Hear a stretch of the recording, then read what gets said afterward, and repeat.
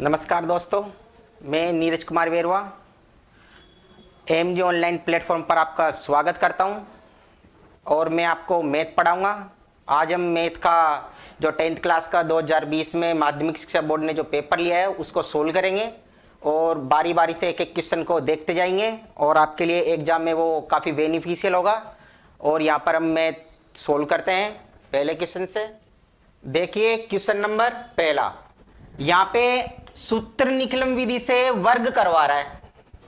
सूत्र निकलम विधि से वर्ग करवा रहा है तो किसका वर्ग करना है? 105 का वर्ग करना है सूत्र निकलम विधि से। तो देखते हैं हम। सबसे पहले सूत्र निकलम विधि में हमको कितने अंक दे रखे हैं? 105 संख्या दे रखी है, मतलब 105 का वर्ग करना है। तो हमें सबसे पहले किसका आवश्यकता पड़ेगी? आधार की। किसकी? आधार की। अब आधार हम कैसे ज्ञात करेंगे?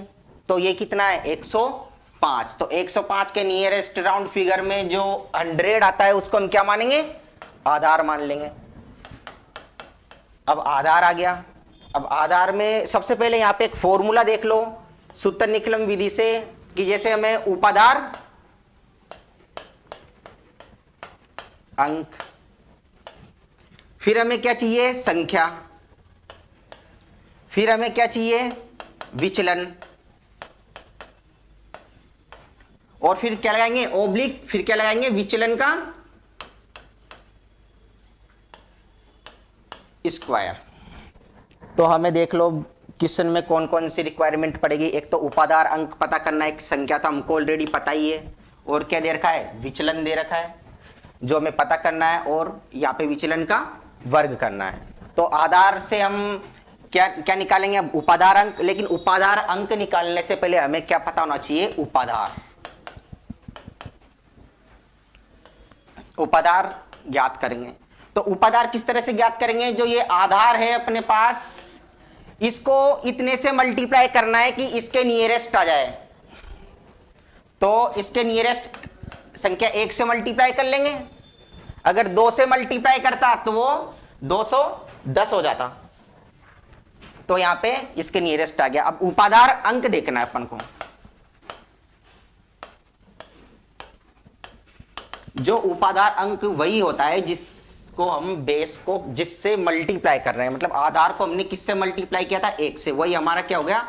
उपाधार अंक हो गया। और हमें क्या देखना है? एक विचलन। तो विचलन क्या होता है कि हम संख्या में से क्या घटा देंगे? आधार। संख्या में से क्या घटा देंगे? आधार घटा देंगे। तो हमारे पास संख्या कितनी है? 105। 105 और आधार कितना दे रखा है? 100। तो दोनों में से घटाए तो कितना गया? 5। तो हम जिन जिन की वैल्यू आए वहां पे पुट अप कर देंगे। सबसे पहले तो आधार उपाधार अंक कितना दे रखा है हमें? 1 ब्रैकेट। अब क्या दे रखी है? संख्या। तो संख्या कितनी है? 105। फिर क्या है? प्लस, फिर विचलन। विचलन हमें कितना प्राप्त हुआ? 0.5। फिर क्या आ गया? ओब्लिक। अब विचलन का स्क्वायर करना है तो विचलन का स्क्वायर कर देंगे। तो सबसे पहले तो 105 को 5 जोड़ा तो कितना हुआ? 110। 110 हुआ। 110 को किससे मल्टीप्लाई करेंगे? 1 से। और ये ओब्लिक और 0.5 का वर्ग कितना हुआ? 25। तो 110 को 1 से मल्टीप्लाई किया तो हमारे पास कितना आया? 110। फिर क्या है? ओब्लिक 25। अब इसमें हम ओब्लिक हटा देंगे तो हमारे पास कितना आया? 110 25। ये हमारा क्या हो गया? 105 का वर्ग हो गया। 105 का क्या हो गया? वर्ग हो गया, जो अपने पास किस विधि से था? सूत्र निकलम विधि से। अब हम अगला क्वेश्चन देखते हैं इसी तरीके से।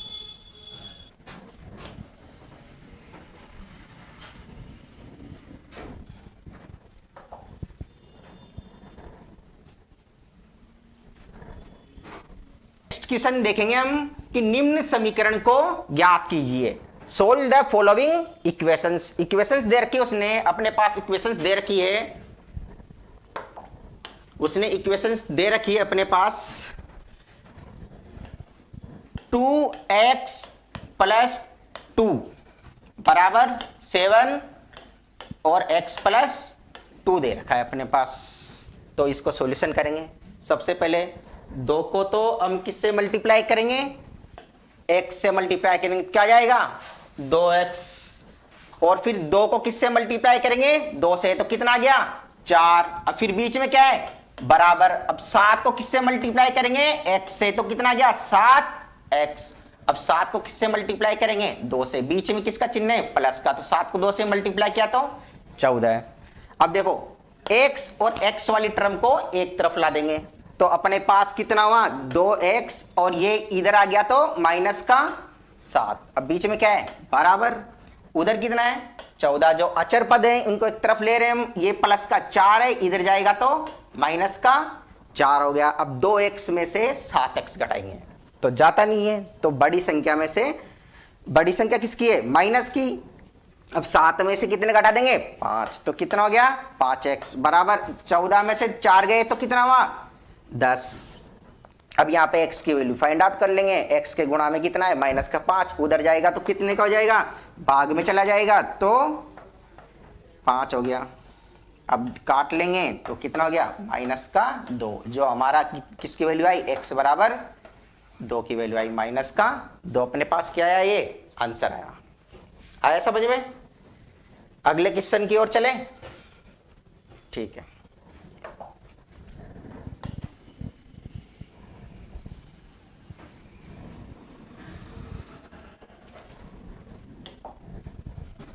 अब अगला क्वेश्चन देखते हैं।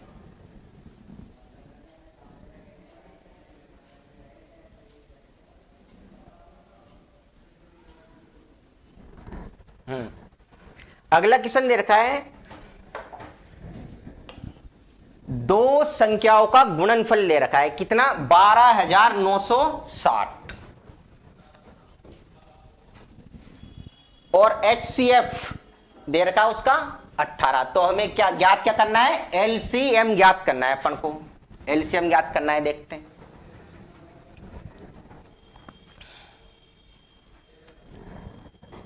दो संख्याओं का गुणनफल दे रखा है भाई, a इंटू बी दे रखा है, दो संख्याएं मान ली मैंने, a एक दूसरी मान ली b, इन दोनों का गुणनफल कितना दे रखा है 12,960 दे रखा है। और क्या दे रखा है HCF दे रखा है, क्या दे रखा है HCF महत्तम समापवर्तक, कितना दे रखा है 18 दे रखा है। ज्ञात क्या करना है LCM, क्या ज्ञात करना है LCM, जो कि हमको फाइंड आउट करना है। अब भाई हम किस तरह से करेंगे ये देखेंगे कि यहां पे एक फॉर्मूला होता है LCM इंटू HCF बराबर क्या होता है A गुणा B, जो ये दो संख्या है उनका गुणनफल। तो हमें LCM पता करना है, तो यहां पे तो LCM का LCM है, और HCF कितना दे रखा है 18, तो यहां पे हमने कितने लिख दिए 18, फिर क्या है बराबर, अब A इंटू बी मतलब दो संख्याओं का गुणनफल, तो दो संख्याओं का गुणनफल हमको कितना दे रखा है 12,960 दे रखा है। अब देखो LCM की वैल्यू फाइंड आउट करनी है, तो LCM ये 18 गुणा में बराबर के उधर जाएगा तो भाग में चला जाएगा, तो भाग लगाएंगे 18 का। सबसे पहले 6 से काट लेते हैं, 6 तिया 18, 6 का पैड़ा 6 6 6 दूनी 12, 6 एकम 6, अपने पास बचे कितने 3, तो कितना हो गया 36 हो गया। 6 का नगर 36, और पीछे क्या गया 0, 3 से काट दो, 3 7 है 21, 3 2 है 6, और ये 0 का 0, तो अपने पास LCM कितना आया 720 आया। देखो भाई दो संख्याओं का गुणनफल दे रखा है 12,960, और HCF दे रखा है 18, और LCM पता करना है, तो फॉर्मूला ध्यान रखना है इसमें, LCM इंटू HCF बराबर दो संख्याओं का गुणनफल। LCM हमें पता करना था, FCF हमें 18 दे रखा था, और दोनों संख्याओं का गुणनफल 12,960 दे रखा था। LCM हमने फाइंड आउट कर लिया, जो कितना आया 720। अगले क्वेश्चन की ओर देखते हैं।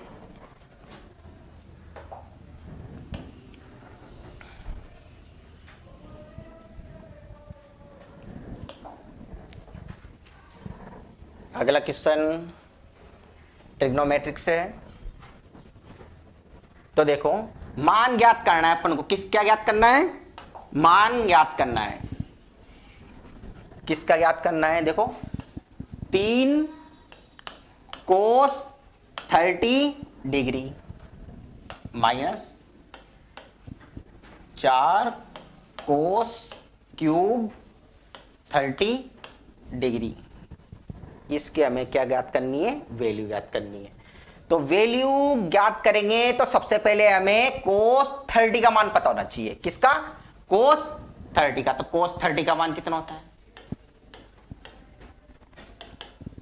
√3/2। ये टेबल से आएगा, टेबल बताएंगे। तो कोस 30 का मान √3/2 गया।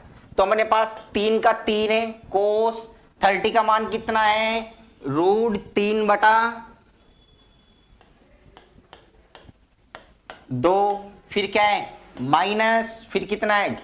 4। फिर क्या है? कोस 30 पे घात कितनी है? 3। तो कोस 30 का मान कितना है? √3/2। इस पे कितना लगा देंगे? क्यूब, क्योंकि यहां पे कितना है? क्यूब।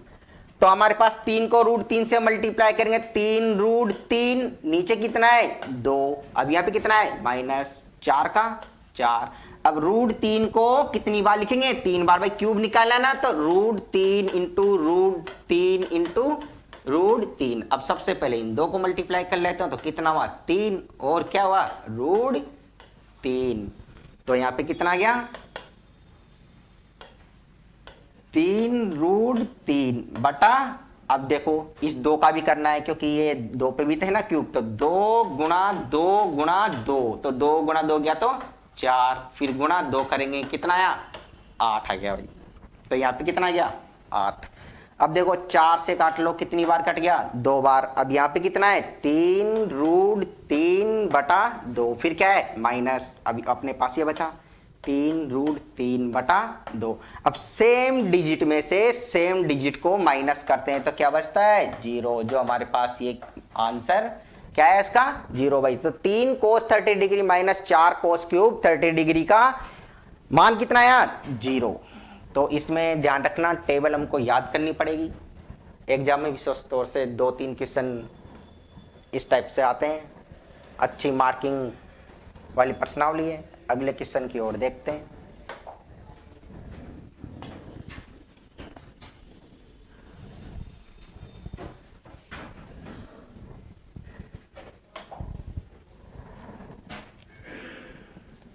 पांचवा क्वेश्चन देखते हैं भाई। पांचवें क्वेश्चन में क्या बोल रहा है वो? सेक 36 अपॉन कोस 54 डिग्री। सेक 54/, कोसेक 36 डिग्री का मान याद करना है। तो देखो हमारे पास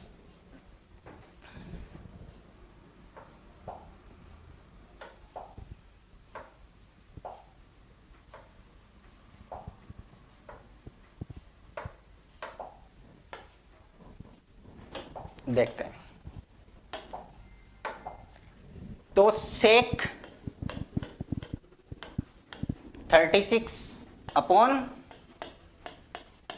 cosec 54 minus sec 54 degree upon cosec 36 degree का मान याद करना है। अब हमें या तो ऊपर सेक दिख रहा है तो नीचे सेक बना लेंगे, या फिर जो ऊपर सेक दिख रहा है उसको कोसेक में चेंज कर लेंगे। उधर भी हम या तो ऊपर सेक कर लेते हैं या फिर कोसेक कर लेते हैं। तो देखते हैं किस तरह से।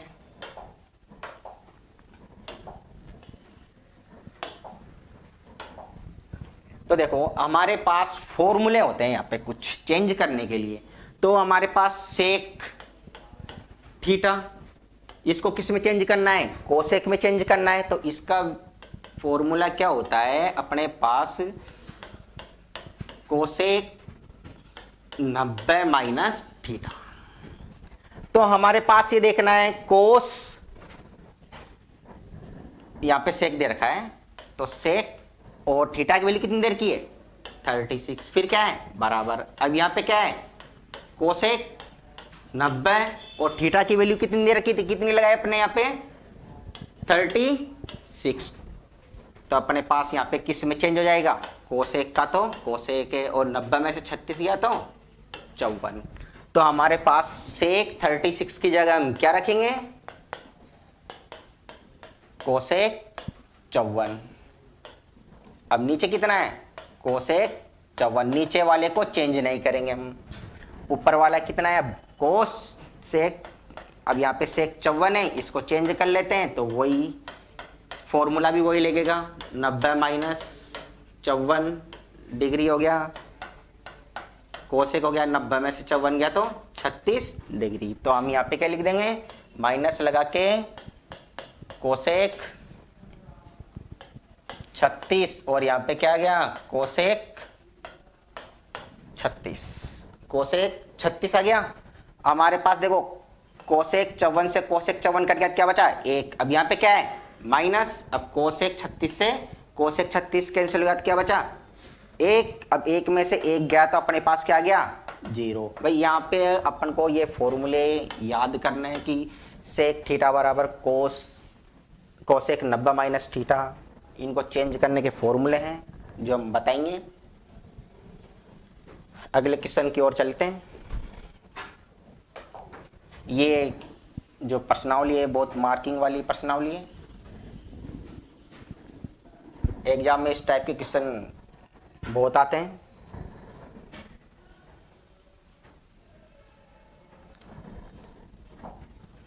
अब अगले क्वेश्चन की ओर चलते हैं।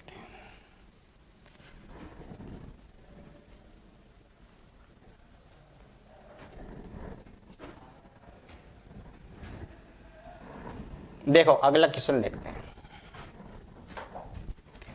किसी त्रिभुज के शीर्ष से समदूरस्थ बिंदु लिखिए। भाई इसमें किसी त्रिभुज के शीर्ष से समदूरस्थ बिंदु ज्ञात करना है। इसमें भाई write the point of equidistance from the vertical of triangle.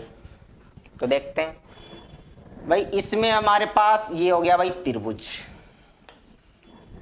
त्रिभुज के शीर्षों से, ये शीर्ष हो गया, ये शीर्ष हो गया और ये शीर्षों से क्या है, समदूरस्थ को ये क्या है, बिंदु। ये अपन को इसका नाम बताना है तो इसको अपन क्या कहते हैं, परिकेंद्र। क्या कहते हैं, परिकेंद्र।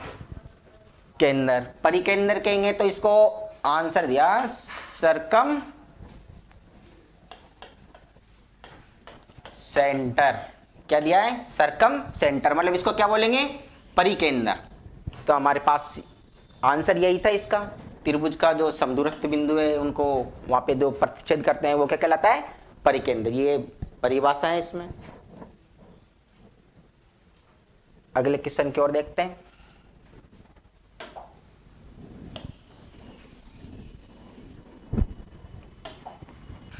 अगला क्वेश्चन देखते हैं।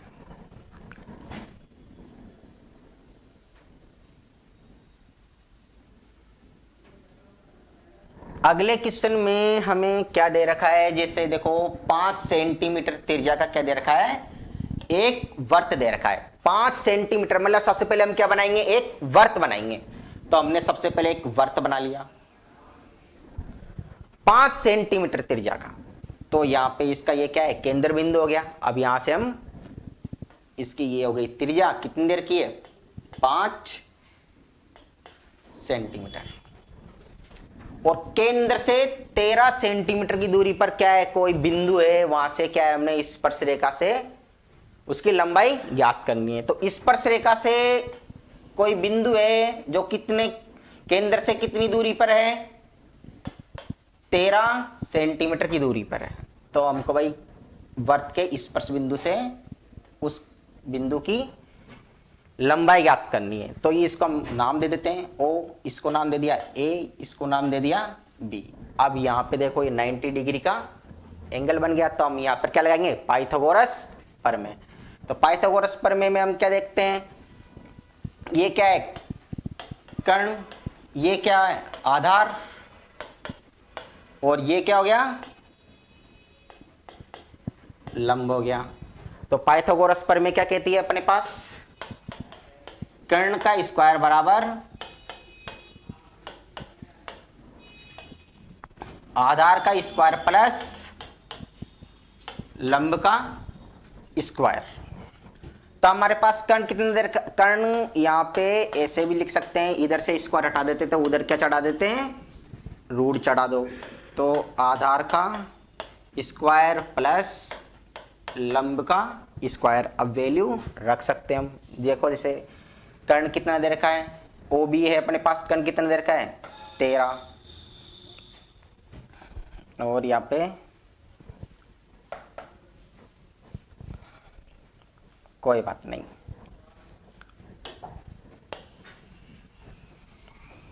कर्ण का पूछ रहा है। देखो कर्ण कितना है 13, तो 13 का स्क्वायर, और आधार कितना दे रखा है, आधार तो हमको ए बी दे रखा है, इसको ही हमको ज्ञात करना है। और लंब कितना दे रखा है 5, तो 5 का वर्ग हो गया। 13 का वर्ग कितना हुआ 169, बराबर ए बी हमको पता करना है, प्लस 5 का स्क्वायर 25। अब ये पक्षांतर कर देते हैं, तो 25 इधर आ जाएगा, तो किसको हो जाएगा माइनस का, उधर क्या बचा बराबर के, उधर ए बी का स्क्वायर। अब हम यह देखते हैं 169 में से कितने घटाने, 25 घटाने। तो 9 में से 5 गया तो 4, 6 में से 2 गया तो 4, और यहाँ पे 1 का 1, तो कितना है 144, बराबर में कितना है उधर ए बी का स्क्वायर। अब इधर से स्क्वायर हटाएंगे तो उधर क्या चढ़ा देंगे, रूट चढ़ा देंगे। तो ए बी और उधर क्या लग गया रूट 144, रूट 144 का मान कितना होता है 12। तो ए बी कितना आया, स्पर्श रेखा की लंबाई कितनी आई अपने पास 12 सेंटीमीटर। कितना आया 12 सेंटीमीटर। अगला क्वेश्चन देखते हैं।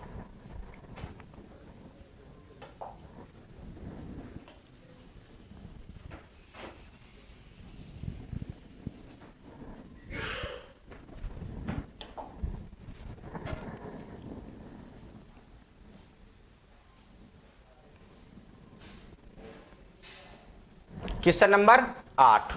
अब ये पांचे से है क्वेश्चन, प्रायिकता से, प्रोबेबिलिटी से। तो देखते हैं, एक पांचे को फेंकने पर 4 से छोटा अंक आने की प्रायिकता पूछ रहा है भाई। एक पांचे को फेंक रहा है वो, और उसमें क्या है 4 से छोटे अंक आने की प्रायिकता ज्ञात करवा रहा है वो। तो पहले सबसे पहले हमें इसमें ये देखना है कि एक पासा होता है, तो पासे में नंबर कितने होते हैं आपको पता होगा, 1 2 3 4 5 और 6। तो वो बोल रहा है एक पासे को फेंकने पर 4 से छोटा अंक आने की प्रायिकता ज्ञात कर रहा है। तो हमारे पास यहाँ पे क्या हुआ, कुल परिणाम कितने हुए पासे में, 1 2 3 4 5 6। तो कितने हुए परिणाम 6, मतलब अंक कितने, डिजिट कितनी है 6 डिजिट है। अब अपने पास संभावित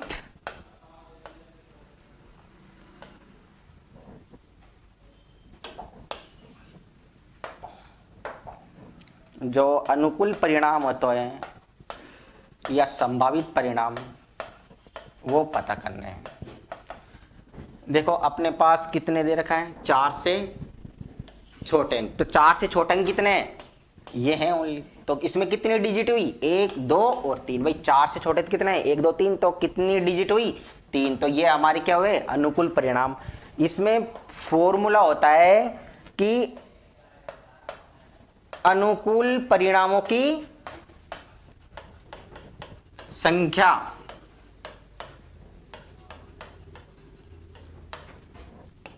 बटा कुल परिणाम।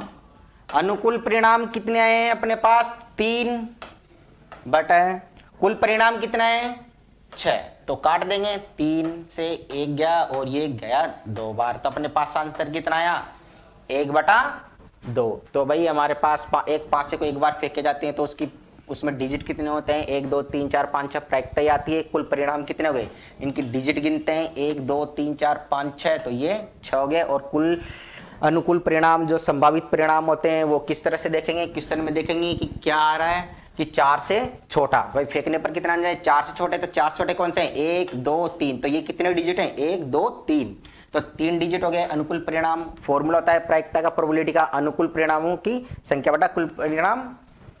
तो अपने पास अनुकूल परिणाम कितने 3 थे और कुल परिणाम कितने 6, तो 3 से गया 1 और 3 से गया 2 बार, तो कितना है 1/2 आंसर आ गया।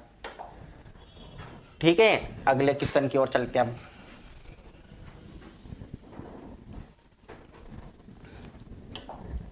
अब अगला क्वेश्चन देखते हैं। रोड सेफ्टी से दिया गया है। तो देखो वाहनों के लिए आवश्यक जो अपने पास वाहनों के लिए आवश्यक PUC का पूरा नाम पूछ रहा है। किसका नाम पूछ रहा है PUC की फुल फॉर्म पूछ रहा है। तो PUC की फुल फॉर्म क्या होती है, रोड सेफ्टी के अकॉर्डिंग देखना है अपन को। तो रोड सेफ्टी का अकॉर्डिंग देखे तो PUC की फुल फॉर्म मतलब पूरा नाम देखना है। तो क्या होता है भाई, P से तो पोल्यूशन अंडर कंट्रोल सर्टिफिकेट।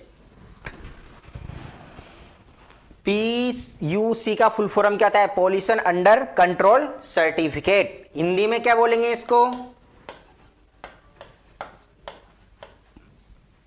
प्रदूषण नियंत्रित प्रमाण पत्र। क्या बोलेंगे, प्रदूषण नियंत्रित प्रमाण पत्र। PUC की फुल फॉर्म पूछ रहा है वो एग्जाम में पूछा था, pollution under control certificate. Hindi में देख लेना, प्रदूषण नियंत्रित प्रमाण पत्र। ये रोड सेफ्टी से था, 1 नंबर का क्वेश्चन था, अच्छा था, सिंपल था।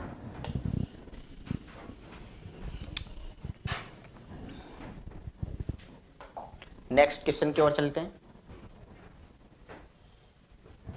तो नेक्स्ट क्वेश्चन देखते हैं, 10वां क्वेश्चन।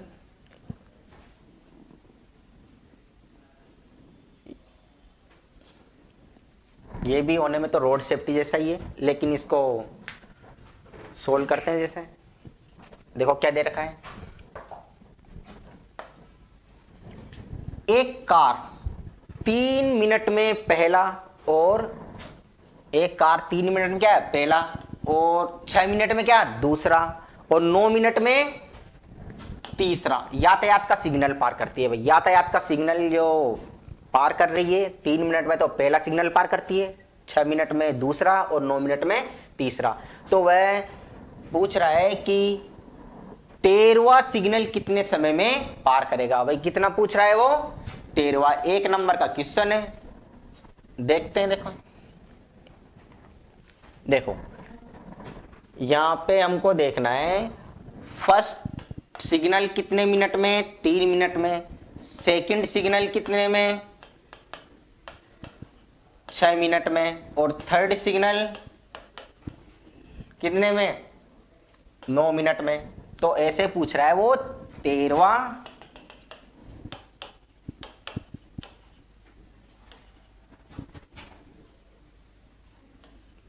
सिग्नल है ना, 13वां सिग्नल कितने मिनट में पार करेगा या कितना समय लगेगा उसको।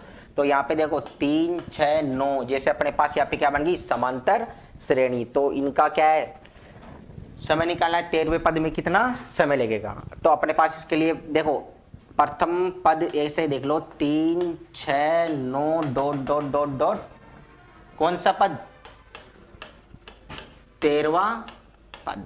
तो समांतर श्रेणी में देख रखा है अपन ने, फॉर्मूला होता है an बराबर a प्लस n माइनस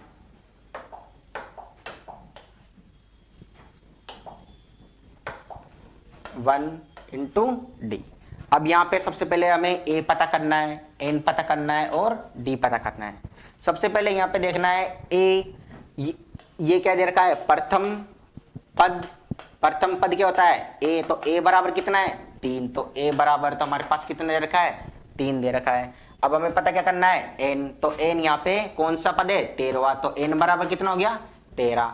अब ये क्या है, डी, डी क्या होता है यहाँ पे, सार्व अंतर। डी बराबर कितना दे रखा है, डी पता करना है अपन को। देखो द्वितीय पद में से प्रथम पद को घटा देंगे तो 6 माइनस 3, तो बचे कितने, 3। अब देखो यहां से देख लो, इस वाले पद में से इसको माइनस कर देंगे तो 9 माइनस 6, तो बचे कितने, 3। तो मतलब सार्वंतर कितना आया, 3। तो हमको वैल्यू सबकी पता है। तो एन कौन सा पद निकाल रहे हैं, 13वां पद निकाल रहे हैं, बराबर ए क्या है, प्रथम पद है, प्रथम पद कितने दे रखा है, 3 दे रखा है। फिर क्या है, प्लस है, फिर क्या है, ब्रैकेट एन, एन कितना दे रखा है, 13, माइनस फिर कितना है, 1, और डी अपने पास कितने दे रखा है, सार्वंतर 3 दे रखा है। तो सॉल्यूशन करते हैं, 3 प्लस 12, 13 में से 1 गया तो कितना बचा, 12 इंटू 3, तो 12 को 3 से मल्टीप्लाई कर लिया, 12 36, और इसमें कितना जोड़ देंगे, 3, तो कितना आया, 39। तो उसको 13वां सिग्नल पार करने में कितना मिनट लगेगा, 39 मिनट। तो अपने पास ये आंसर आ गया।